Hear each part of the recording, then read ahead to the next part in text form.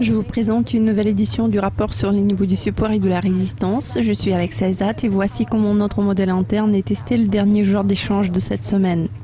L'euro-dollar s'échange dans une fourchette comprise entre R1 à 1,2920 et S1 à 1,2830. La première ligne de résistance est confirmée par la moyenne mobile de 10 jours et 9 autres études. R3 a trouvé la moyenne mobile de 20 jours parmi ces deux correspondances et R2 est en niveau psychologique. Toutes les trois lignes de support montrent un mélange homogène de deux correspondances. La première ligne est la ligne inférieure du canal de prix, S2 est la bande inférieure de Bollinger et S3 est en niveau psychologique. Le câble est passé en dessous de R1 à 1,65 et en dessus de S1 à 1,6380. La ligne supérieure du canal de prix et la moyenne mobile de 50 jours sont parmi les trois correspondances de R2.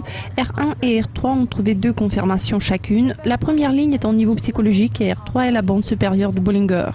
S1 mène un support avec 4 confirmations, y compris la moyenne mobile de 20 jours. S2 suit avec 3 correspondances étant confirmées par la ligne inférieure du canal de prix et la bande inférieure de Bollinger.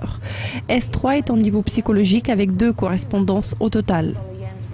La hausse récente du dollar yen l'a placé entre R1 à 110 et S1 à 109. Les deux premières lignes de résistance ont 2 confirmations chacune et la première ligne est en niveau psychologique clé. R3 est en niveau psychologique suivant.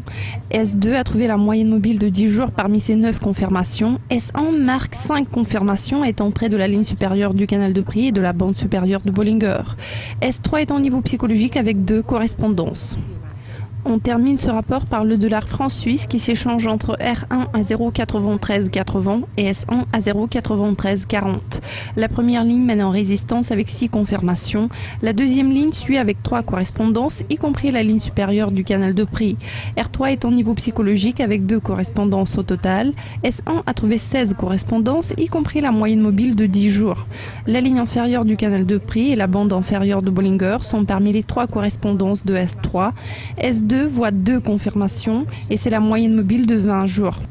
Cela conclut notre rapport de vendredi. Nous reviendrons lundi avec la prochaine révision des niveaux de prix clés. Au revoir. Goodbye.